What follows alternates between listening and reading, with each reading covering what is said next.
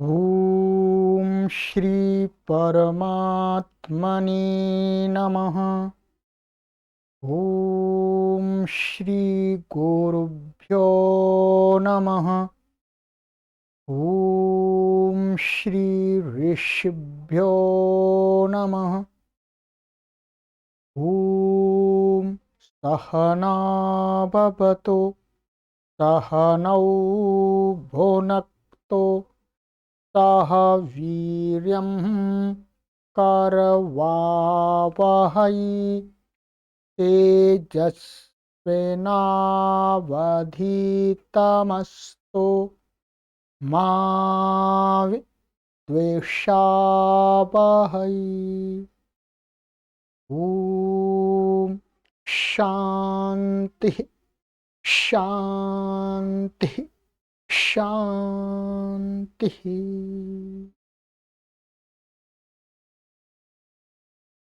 सर्वेभ्यो नमः। देववाणी संस्कृतं यूट्यूब चलदृश्यं प्रति भवतां भवतीनां च हार्दं स्वागतम्।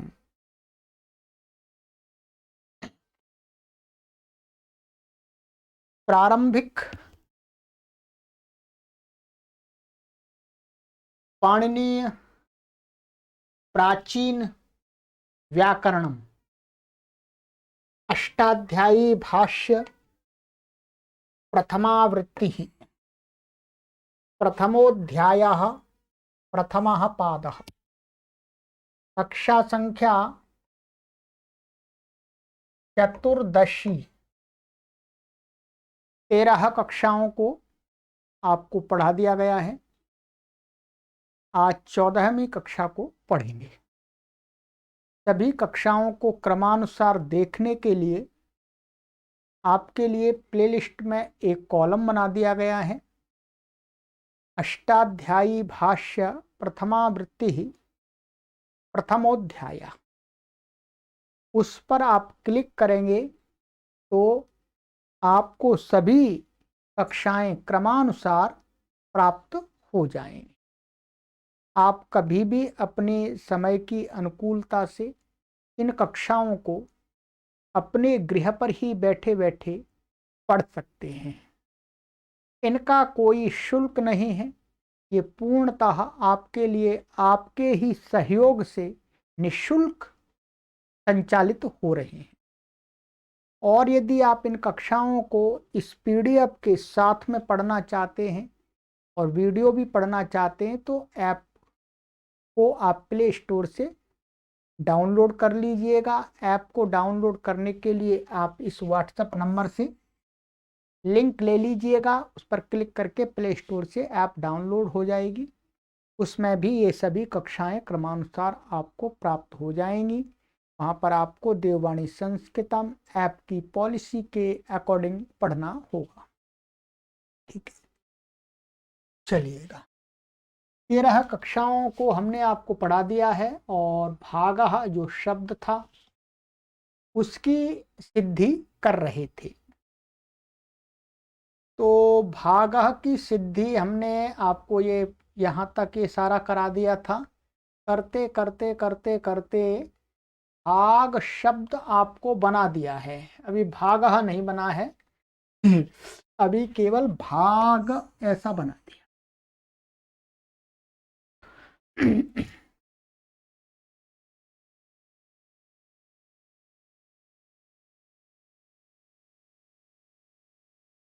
अब क्या होता है व्याकरण में अथवा संस्कृत भाषा में जो कोई भी शब्द होता है, कोई भी शब्द हो कैसा भी हो, उसको पद बनाना पड़ता है। क्या बनाना पड़ता है? पद।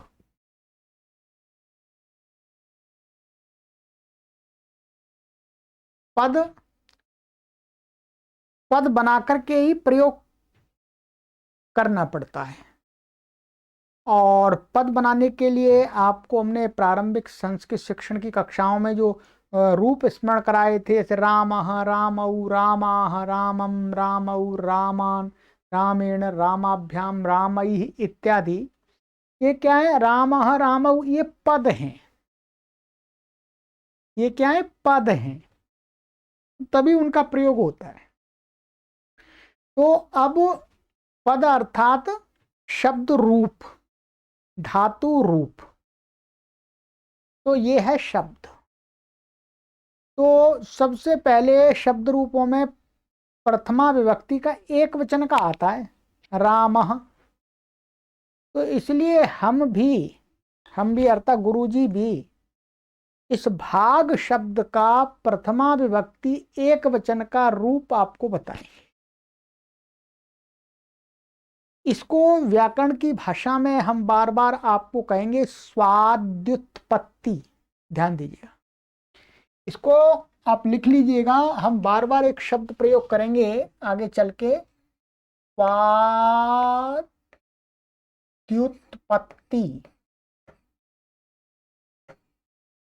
ठीक है,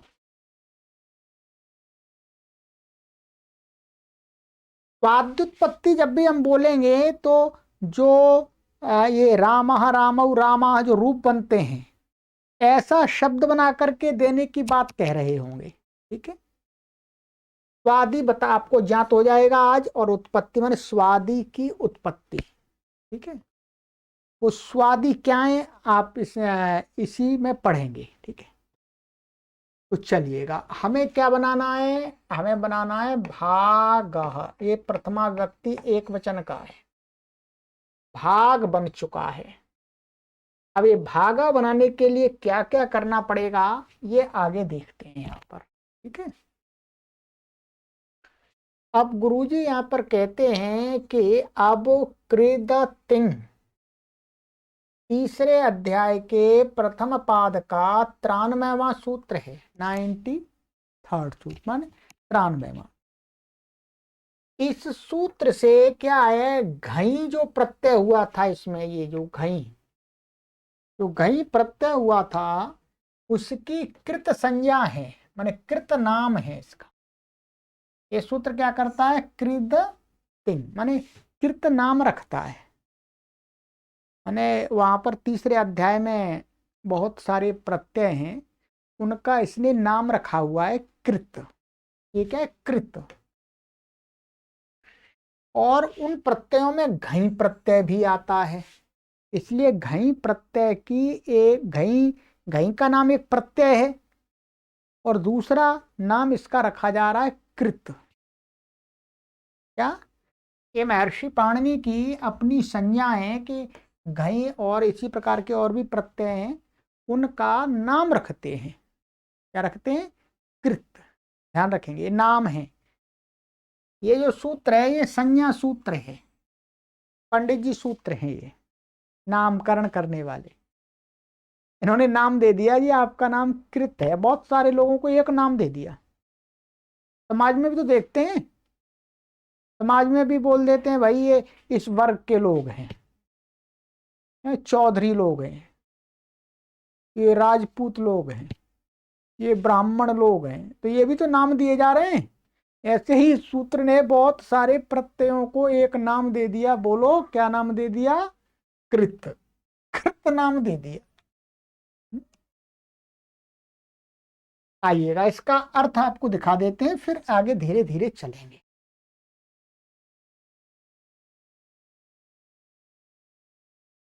ये है सूत्र आपका कृदतिंग। आप अपनी पुस्तक में देख सकते हैं, तीसरे अध्याय के प्रथम पाद का 93वां सूत्र है।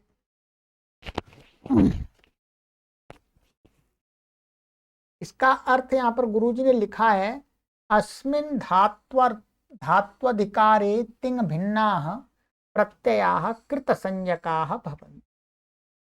ये जो सूत्र है ये वाला, इससे ऊपर धातु सूत्र था जो पढ़ा भी दिया है आपको।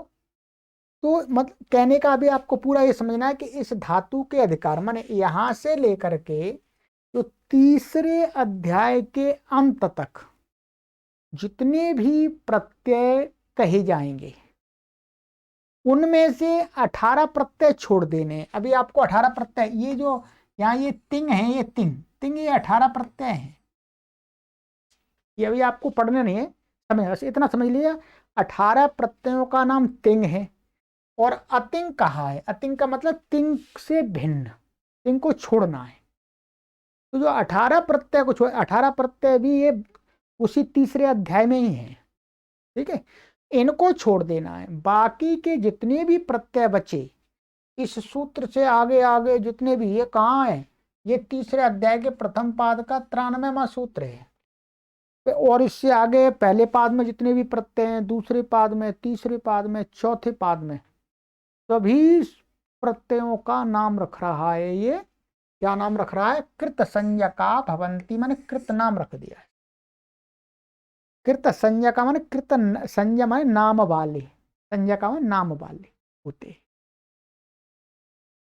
ठीक है। बस इतना आपको अभी इसका अर्थ समझना, अधिक नहीं समझना है। कृत तिंग से क्या हो गई? घई प्रत्यय की कृत संज्ञा हो गई। ये तो याद कर लीजिएगा, इतना ध्यान रख सकते हैं भाई। गई प्रत्यय की क्या हो गई जी? कृत संज्ञा, कृत नाम रख दिया। अब नाम रखते हैं तो नाम रखने का कोई प्रयोजन भी होता है, विदाउट पर्पस तो कुछ नहीं होता, और वो भी महर्षि पाणिनि के अष्टाध्यायी में। तो यहां पर कहा कि ठीक है जी, आपने कृत नाम रख दिया, तो ये बता दीजिएगा कि इस कृत संज्ञा का काम क्या है, ये करेगा क्या? तो आगे कहते हैं अतः भाग। अब ये जो भाग शब्द है कैसा हो गया? कृदंत, माने कृदंत। कृदंत किसको बोल रहे हैं? ये घई इसके अंत में, तो ये, और घई का नाम है कृत, तो ये कृत अंत में है जिसके, कृत अंत में है जिसके, वो शब्द क्या होगा? कृदंत। तो कृत, कृत प्रत्यय इसके अंत में, भाग के यहाँ पर, तो ये भाग शब्द कैसा हुआ? कृदंत हो गया। कृदंत का यही अर्थ है, ठीक है। कृदंत माने कृत प्रत्यय अंत वाला शब्द, तो ये कृदंत हो गया। होने के कारण अब ये कृदंत शब्द बन गया। तो कृदंत शब्दों को क्या होता है, यहां पर एक सूत्र दे रहे हैं गुरु जी, कृतद्धित समासाश्च। 1-2-46 प्रथम अध्याय के दूसरे पाद का 46वां सूत्र है, 46, ठीक है। कि उसकी प्रातिपदिक संज्ञा हुई। ध्यान दीजिए, आराम से समझना है, मैं अब बिल्कुल भी शीघ्रता नहीं करूंगा। चाहे एक कक्षा में 2 ही सूत्र पढ़े जाएं, परंतु अभी आप बहुत ही नाजुक स्थिति में है। अभी आपको कुछ भी आगे का पता नहीं है आपको, इसलिए आपको एक एक चीज आराम से धैर्य से समझनी है, और मुझे भी धैर्य से ही समझानी है। ऐसा नहीं है पढ़ाता जल्दी जल्दी, कृतज्ञ समासाश्च प्रातिपदिक संज्ञा हो गई जी, यहाँ प्रातिपदिक आती है, अच्छा इससे इसके अधिकार सूत्र है। मैं तो आपको 5 मिनट में सूत्र बढ़ा सकता हूँ सारे, पर समझ में तो कुछ नहीं आएगा। समझना है, क्योंकि ये सूत्र बार बार लगेंगे, बार बार लगेंगे पूरे अष्टाध्यायी पढ़ने तक, ठीक है। तो ये सूत्र क्या करता है? कृतद्धित समासाश्च से प्रातिपदिक संज्ञा हुई, माने इसकी प्रातिपदिक संज्ञा करता है। आइएगा इसका अर्थ देख लेते हैं एक बार, देखिएगा। ये सूत्र है कृतद्धित समासाश्च, ये 46वां सूत्र है, ठीक है। ये कैसा सूत्र है? ये भी संज्ञा सूत्र है, नाम करने वाला सूत्र है ये। अब आप कहेंगे इसमें तो कृतद्धित समास प्रातिपदिक तो है ही नहीं इसमें कहीं, तो इसमें क्या है? इसके ऊपर एक सूत्र है, ये वाला सूत्र है, वो 46वां है, ये 1-2-45वां है। अर्थ व धातु प्रत्यय प्रातिपदिकम। ये क्या करता है?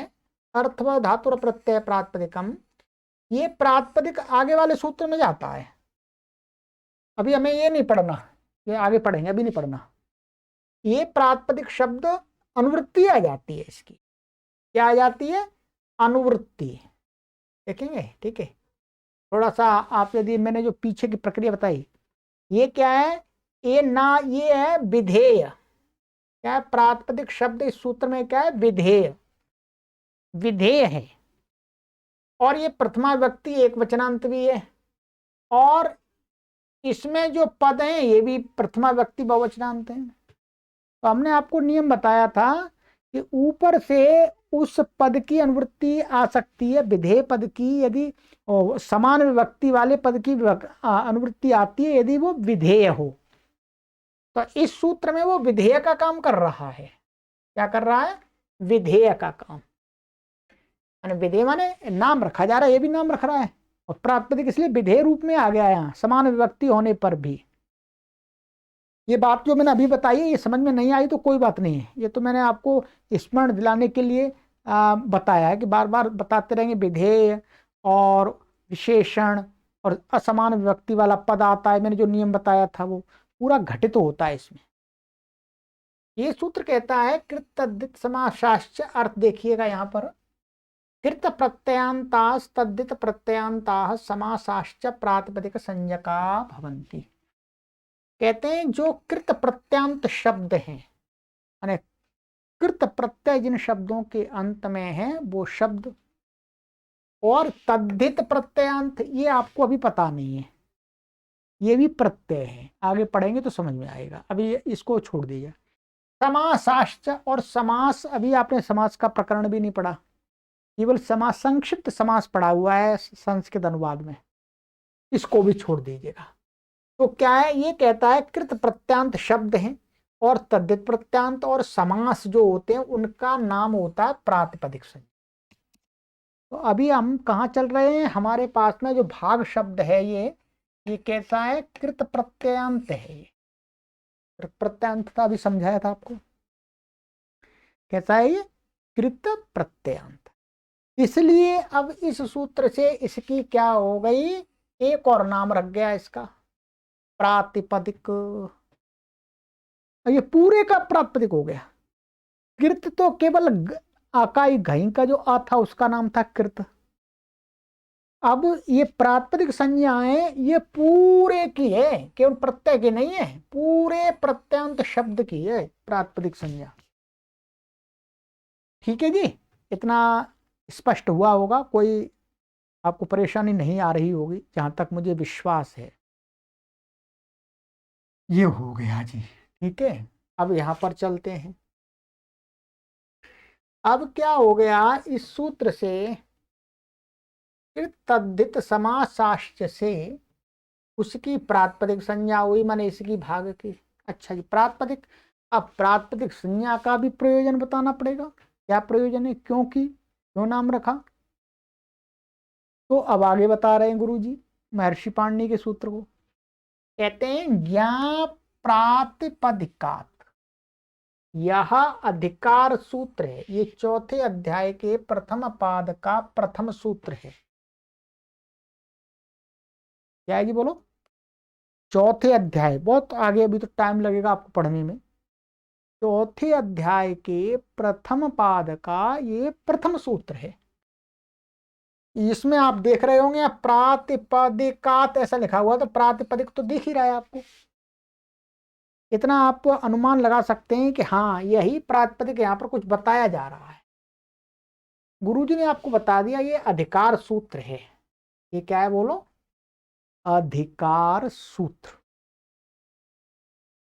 अधिकार सूत्र आपको बता दिया, आगे आगे काम आगे आगे चलता है बहुत दूर तक, और जो भी आगे के सूत्र कार्य करते तो उसी के अधिकार माने वो नाम है तभी काम होता है।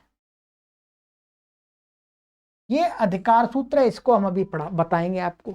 इस अधिकार सूत्र के ही अधिकार में उसके आगे का सूत्र है 4-1-2, वौ जसमौट छष्टा छष्टाभ्याम भिस् ङेभ्याम भ्यस् घसीभ्याम भ्यस् घस घस ओस आम न्योस सुप, ऐसा है। ठीक है, ये सूत्र है, इसमें 21 प्रत्यय हैं, ये वास्तव में ये प्रत्यय हैं, अभी देखेंगे आप। ठीक है, चलिएगा अब ये सूत्र हम आगे देखते हैं, इनका दोनों का अर्थ देख लेते हैं। देखिएगा,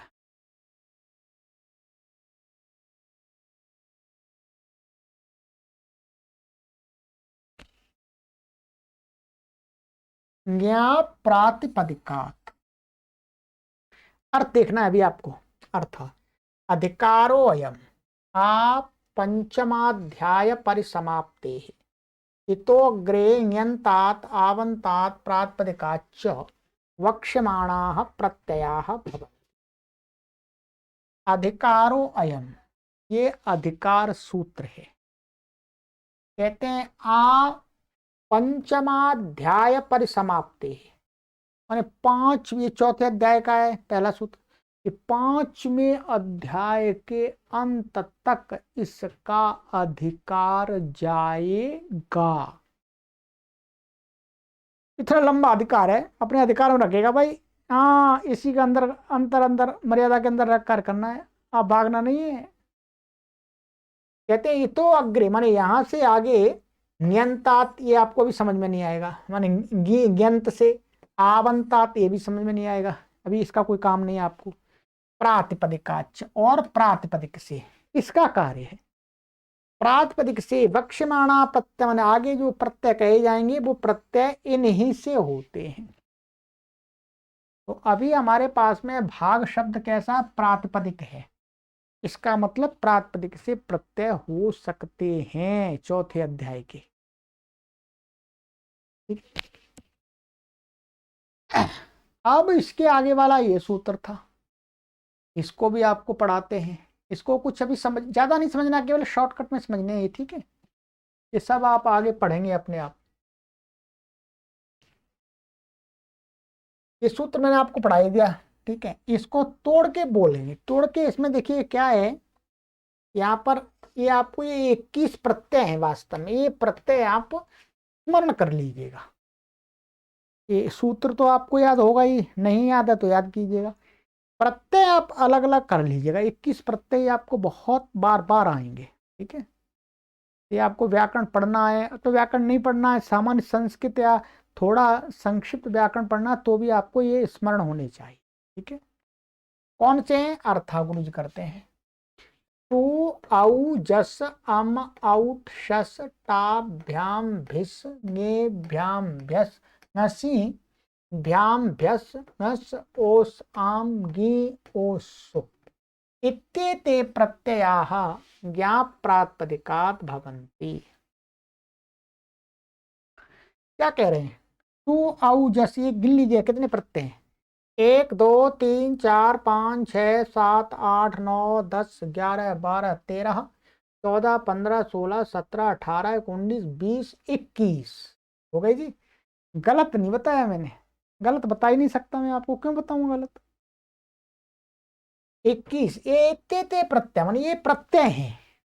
क्या है? प्रत्यय। ये प्रत्यय ज्ञा प्रातिपदिकात् भवन्ति, माने आप गीवंत से और आवंत से होते हैं और प्रातिपदिक से होते हैं। हमारे पास प्रातिपदिक है, अर्थात भाग शब्द से ये 21 प्रत्यय प्राप्त हुए, 21 प्रत्यय प्राप्त हुए, ध्यान रखेंगे। तो रामः रामौ रामाः आदि के रूप चलते हैं, शब्द रूप वो इन्हीं 21 प्रत्ययों से बनते हैं। इसलिए आपको इन 21 प्रत्ययों को रट लेना है। तू औ जस अम औट शस टाभ्याम भिस ङे भ्याम भ्यस ङसी भ्याम भ्यस घस ओस आम गी ओस सु। देखिए मुझे याद है, मैंने याद कर लिए, मुझे तो पहले ही याद है, ठीक है। स्मरण कर लीजिएगा। 18 प्रत्यय, 3 3 के जोड़े हैं। सु औ जस अम औट शस टाभ्याम भिस ङेभ्याम भिस भ्यः भ्यस ङसीभ्याम भ्यस घस ओस आम गी ओस सु, ठीक है। 21 प्रत्ययों को रट लीजिएगा, रट लीजिए, घोंट दीजिएगा एकदम। तू औ जस अम औट षष्टाभ्याम भिस ङेभ्याम भ्यस घसीभ्याम भ्यस घस ओस आम गी ओस सु, ठीक है। ये आप मेरे से तो बुद्धिमान है, ये तो पक्का है। मैं उतना कुशाग्र बुद्धि वाला व्यक्ति नहीं हूं वास्तव में, ये मेरी वास्तविकता है। मैं कुशाग्र बुद्धि वाला व्यक्ति नहीं हूं, मैं मध्यम बुद्धि वाला व्यक्ति हूं। और हमारे पाठकों में बहुत सारे कुशाग्र बुद्धि वाले पाठक हैं, कुशाग्र बुद्धि वाले। तो यदि मध्यम बुद्धि वाला व्यक्ति यदि स्मरण कर लेता है तो आप भी अवश्य कर लेंगे, इसमें कोई भी दोहराने वाली बात नहीं है। ठीक है, चलिएगा।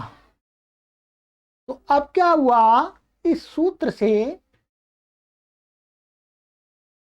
ये 21 प्रत्यय प्राप्त हुए। क्या प्राप्त हुए? इस सूत्र से 21 प्रत्यय प्राप्त हुए। और ये क्या है, ऊपर से प्रत्यय की अनुवृत्ति आ रही है, इसलिए ये प्रत्यय है। उस सूत्र में भी प्रत्यय की अनुवृत्ति आती है। तो प्रत्यय, प्रत्यय से प्रत्यय संज्ञा, ये आपको बता दिया था। और वो प्रत्यय जो होते हैं वो कहाँ होते हैं? परश्च। जिनका नाम प्रत्यय रखते हैं वो कहां पर होता है? परश्च। तो 1 3 1 1 और 2 ये सूत्र है, प्रत्यय परश्च। प्रातिपदिक से 21 प्रत्यय परे प्राप्त हुए। ये तो आपने कर ही लिया था, ये तो मैंने आपको बता दिया था, प्रत्यय परश्च। फिर भी दिखा देते हैं आपको, ये देखिएगा, ये आपको पढ़ाया था मैंने। 3 1 1 3 2 1 माने ये इतो अग्रे आपंचमाध्याय परिसमाप्ते हैं प्रत्ययति संज्ञात्वेनाधिक्रियते, माने 5वें अध्याय के लास्ट तक चलेगा। और जो 21 प्रत्यय हैं चौथे अध्याय में, तो इनका भी नाम प्रत्यय हो गया। और जिनका नाम प्रत्यय होता है वो कहां पर होते हैं? बोलो, परश्च। ये परश्च हो गया ना, वो प्रत्यय परे होते हैं, जिससे कहे जाते हैं उसके बाद में बैठते हैं, पूर्व में नहीं बैठते। ठीक है, चलिएगा, आ जाइएगा। तो अब क्या कहते हैं, गुरुजी बता रहे हैं कि भाई ऐसा है, दिख रहा होगा, थोड़ा जूम कर देता हूं जी।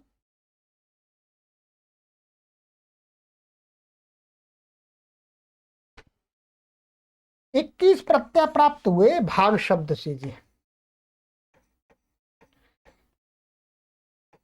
अब पर 21 कर देंगे तो फिर कुछ गलत शब्द बन जाएगा। हमें एक ही लाना है, हमें 21 प्रत्ययों में से लाना कौन सा है जी? एक प्रत्यय, बस केवल एक ही लाना, अधिक नहीं लाने। ठीक है, तब अब आगे क्या है, एक लाने के लिए अब और सूत्र लगेंगे, माने इनमें छटनी करनी है। माने कब पहला प्रत्यय लाना, कब दूसरा लाना, कब तीसरा लाना है। ठीक है, क्रम होता है इसमें। तो कहते हैं सुपाहा, सुपाह से ये सूत्र है प्रथम अध्याय के चौथे पाद का 102वां। ठीक है, इन प्रत्ययों की 3 3 के जुट की क्रम से एक वचन, द्विवचन और बहुवचन संज्ञा हुई। अब क्या देखिए, जोड़े मैंने आपको बनाए, इनके 3 3 जोड़े बनाने पड़ते हैं। क्या बनाने पड़ेगा? आपका 3 3 के जोड़े बनाने पड़ेंगे। कितने जोड़े बन जाएंगे? टू औ जस एक बन गया, आम आउट शस दो बन गए, ताभ्याम भिस तीन बन गए, गे भ्याम भ्यस चार बन गए, और घसी ये भ्याम भ्यस ये पांच बन गए, घस ओस आम ये छह बन गया, और ये गी ओस सुप ये सात जोड़े बन गए। इस प्रकार से इनको क्रम से लिख लेना है, 3 3 का बना करके। तो सुपाह जो सूत्र है, सुपाह जो अभी बता रहे थे, सुपाह क्या करता है, इन इन 3 3 की प्रत्ययों की क्या करता है? एक वचन, द्विवचन, बहुवचन वो करता है।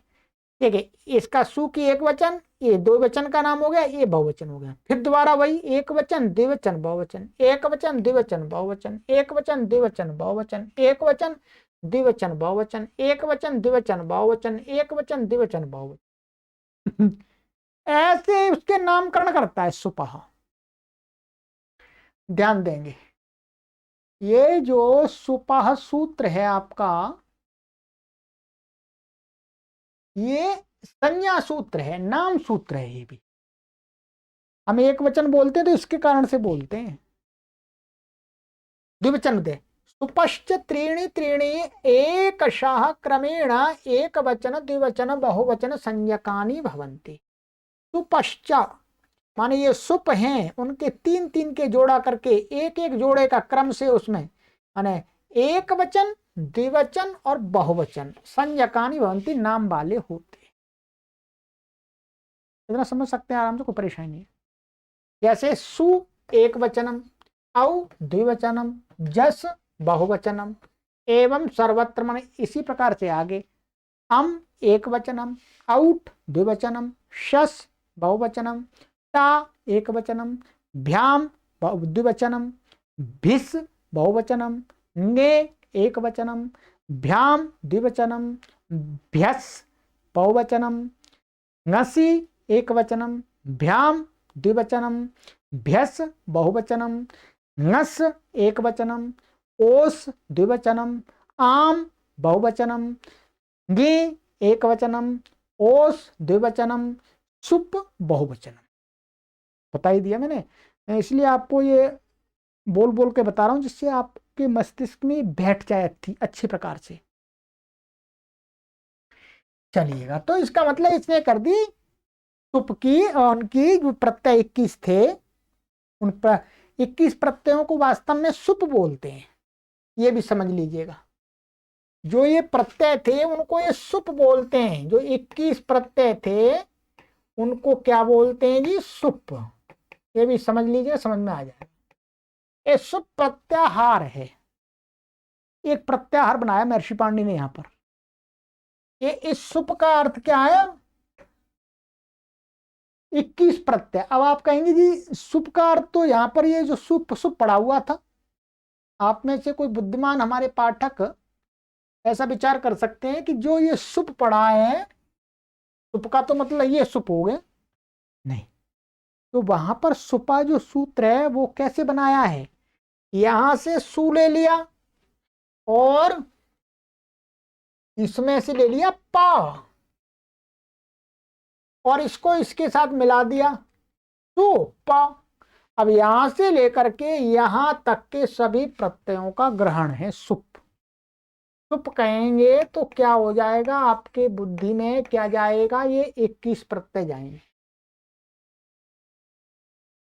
ठीक है जी। सुप कहने से क्या होगा, यहां से लेकर के यहां तक के प्रत्यय, ये वाला सुप नहीं है वो सुप, यहाँ पर वहां पर ऐसे बनाया सु और पा सुप, 21 प्रत्यय।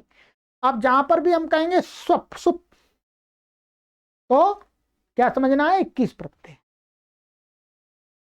ऐसे ही स्वाद्युत्पत्ति कहेंगे, स्वाद्युत्पत्ति तो सु सु आदि में जिन प्रत्ययों के, इन प्रत्ययों ये सारे स्वादी हो गए। स्वादियों की उत्पत्ति माने इन प्रत्ययों की उत्पत्ति करने को ही क्या कहते हैं, स्वाद्युत्पत्ति। स्वाद्युत्पत्ति। अब आपको ये भी समझ में आ गया होगा। चलिएगा,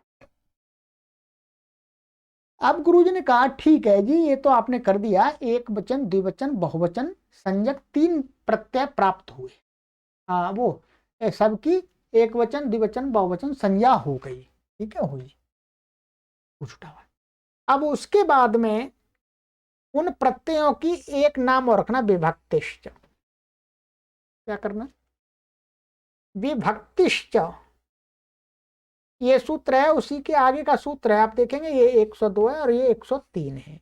विभक्तिश्च, विभक्तिश्च क्या करता है, से सब 21 प्रत्ययों की विभक्ति संज्ञा हुई, 3-3 प्रत्ययों की विभक्ति बनती है। इसका भी अर्थ देख लीजिएगा।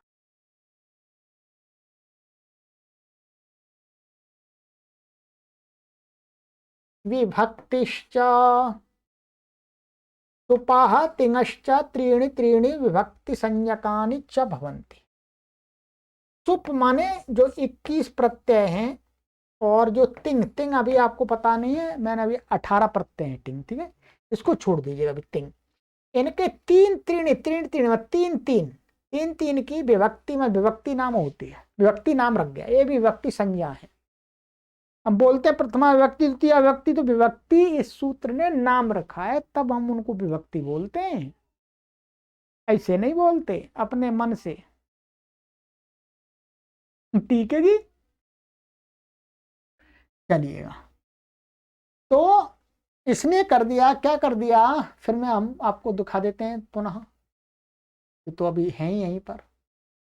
इनकी क्या हो गई, इनकी ये इन तीन की विभक्ति संज्ञा हो गई, इन तीन की हो गई, इन तीन की हो गई, इन तीन की हो गई, और ये तीन हो गए आपके, और ये तीन हो गए, इनकी विभक्ति संज्ञा हो जाती है।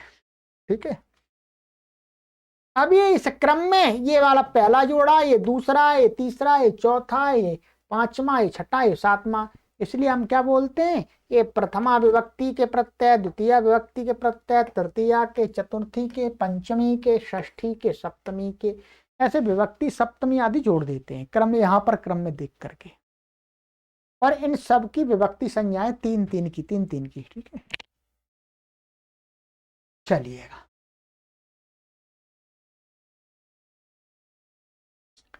तो ये विभक्ति संज्ञा हो गई। अब आगे गुरुजी क्या कहते हैं देखते हैं।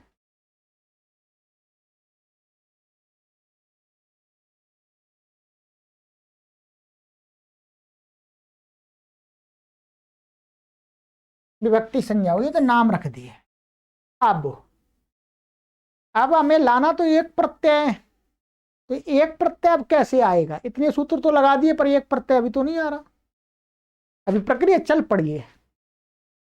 प्रातिपदिकार्थ लिंग परिमाण वचन मात्रे प्रथमा, ये प्रथमा विभक्ति के एक वचन, द्विवचन, बहुवचन, संज्ञक तीन प्रत्यय प्राप्त हुए, शेष 18 हट गए। अब ये क्या कहता है, ये सूत्र की इसका प्रातिपदिक के अर्थ को बताने के लिए, प्रातिपदिक के अर्थ को बताने के लिए कहते हैं कि प्रथमा विभक्ति, ये प्रथमा माने प्रथमा विभक्ति के प्रत्यय वो होते हैं शब्द से, क्या प्रातिपदिक के ही अर्थ को बताने के लिए लिंग अधिका ये आदि आदि आप आगे पढ़ेंगे। तो प्रथमा विभक्ति के जो प्रत्यय तीन होते हैं वो इस ये सूत्र करता है। ठीक है, इस सूत्र को भी देख लीजिएगा। अब ये तीन करता है प्रथमा विभक्ति के, बाकी 18 प्रत्यय अब हट गए, 18 प्रत्यय अब हट गए, क्योंकि हमें अभी प्रातिपदिक के अर्थ को ही बताना है। ये देखिए, ये सूत्र है आपका द्वितीय अध्याय के तीसरे पाद का 46वां सूत्र है। ठीक है जी,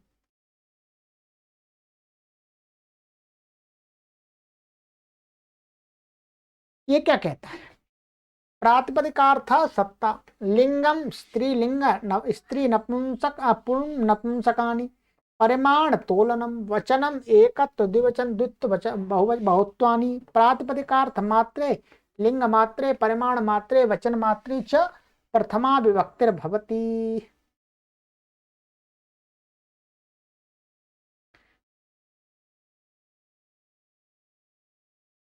ठीक है, बस आप इससे अभी आपको ये उतना समझ में नहीं आएगा, सीधी बात है। अभी मात्र आपको इतना समझ लेना है कि इससे प्रथमा विभक्ति हुई है। जैसे देखो ये लिखा हुआ है कुमारी वृक्षः, तो अभी इसमें प्रथमा विभक्ति इस सूत्र से हो गई है। आप अभी मोटा मोटा ऐसा कह सकते हैं कि प्रातिपदिक के अर्थ को, प्रातिपदिकार्थ लिंग को बताने के लिए यहाँ पर प्रथमा विभक्ति हो रही है भागा हमें। ठीक है, तो बस इतना समझ लेना इस सूत्र से। अभी इसको मत समझने लग जाना, ये अभी बिल्कुल आपको पूरा समझ में नहीं आएगा, ये समझ में वहीं आएगा दूसरे अध्याय में पढ़ेंगे तब तक आपके बुद्धि का सामर्थ्य उतना बढ़ जाएगा कि आप इस सूत्र के सूक्ष्म अर्थ को समझ सकते हैं। अभी आप बिल्कुल भी सूक्ष्म अर्थ को नहीं समझ सकते हैं। अभी आपको मात्र इतना समझना है कि इस सूत्र से प्रथमा विभक्ति आती है, प्रथमा विभक्ति के तीन प्रत्यय होते हैं वो आते हैं। मैं आपको स्पष्ट बता रहा हूं। ठीक है, आप इसको समझने चलेंगे तो पूरा आपका गोल हो जाएगा, कुछ भी समझ में नहीं आएगा। अभी आपको इतना ही समझना है कि हाँ ये सूत्र लग करके प्रथमा विभक्ति आती है बस। ठीक है, तो इससे क्या हुई, प्रातिपदिकार्थ में क्या हम बताइए, प्रथमा विभक्ति आ गई जी। प्रथमा विभक्ति के कौन कौन से प्रत्यय थे आपके? प्रथमा विभक्ति के जो सुप में प्रत्यय थे सु और औ और जस, यही थे। ये वास्तव में ध्यान रखेंगे, ये सु ऐसा है, हमने बताया था कि लगभग 2000 वर्ष से अनुनासिक आदि चिन्हों का लोप हो गया है, इसलिए पढ़ाने वाले अध्यापक को लिख करके ही बताना पड़ता है, तो वो बताया जा रहा। तो ये सु औ जस, अब इसमें क्या है, प्रथमा ये एक वचन है, ये द्विवचन है और ये बहुवचन है, ठीक है। और ये 18 प्रत्यय जो आगे के थे वो हट गए, 21 प्रत्यय में जो आम आउट शस आदि हट गए, क्योंकि अब प्रथमा विभक्ति लानी है, हमें द्वितीय लानी नहीं, तृतीय लानी नहीं है, ठीक है। अब कहते हैं कि द्वेक, अब इनमें से तीनों में से कौन सा आएगी, अब इनमें से छटनी करनी है।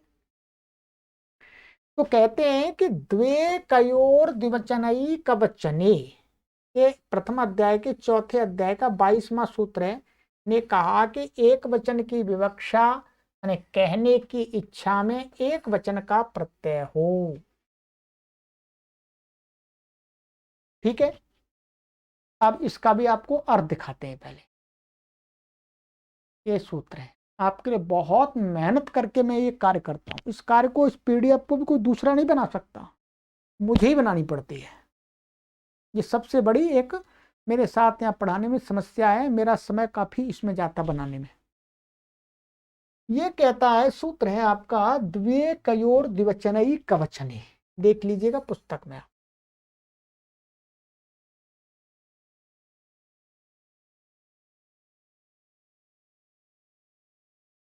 अर्थ द्वित्वे विवक्षिते द्विवचनम एकत्वे विवक्षिते एकवचनम च प्रभवति। कहते हैं यदि दो को कहना हो तो द्विवचन जिस प्रत्यय का नाम है वो प्रत्यय होता है, और यदि एक को कहना है तो एक वचन जिस प्रत्यय का नाम है वो होता है,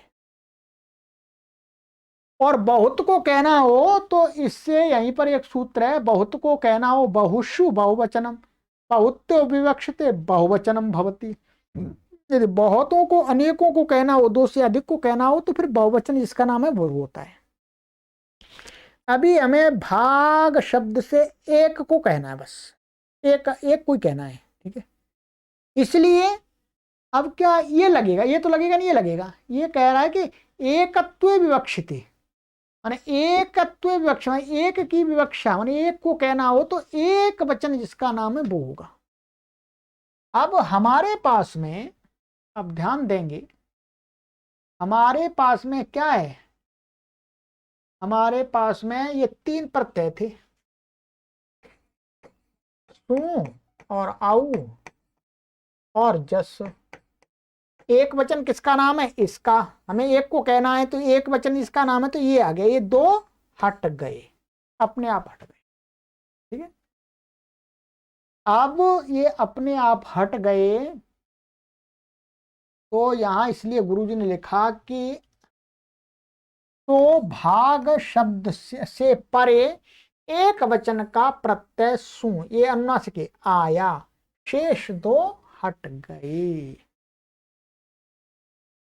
आज की कक्षा में मैं आपको कहां तक ले आया, भाग और इसके पीछे लग गया तुम, और हमें बनाना क्या है जी, बोलो, भाग। इसका तात्पर्य हुआ कि अभी और कुछ इसमें करना है,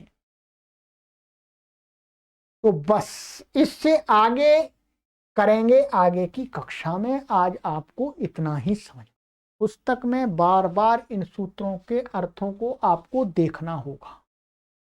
इसको कृदतिंग कृतद्धित समासाश्च न्याप्रातिपदिकात् सु औजस आदि प्रत्यय परश्च सुपः विभक्तिश्च प्रातिपदिकार्थ लिंग परिमाण वचन मात्रे प्रथमा द्वे कयोर द्विवचनई कवचने।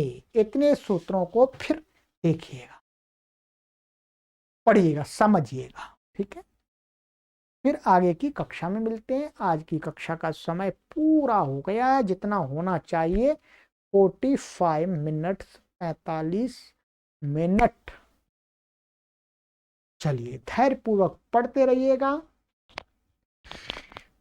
जो इस पुस्तक को बनाने वाले, अष्टाध्यायी सूत्रों की व्याख्या करने वाले जो हमारे गुरुजी के भी गुरुजी हैं, परदादा गुरुजी हैं, ब्रह्मदत्त जिज्ञासु जी गुरुजी,